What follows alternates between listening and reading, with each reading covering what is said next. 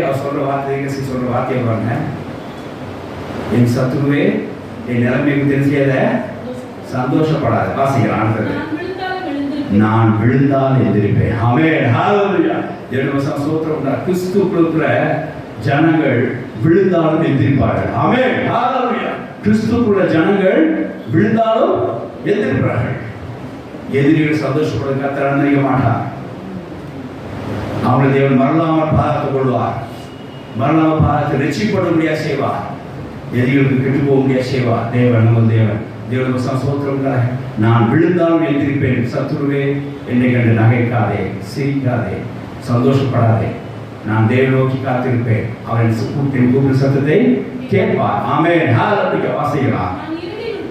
நான் இருளில் உட்கார்ந்தாலும் கர்த்தரே எனக்கு வெளிச்சமா இருப்பா. ஹalleluya.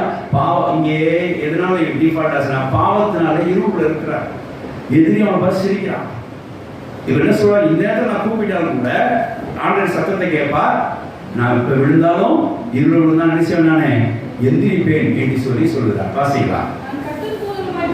நான் கர்த்தருக்கு விரோதமா பாவம்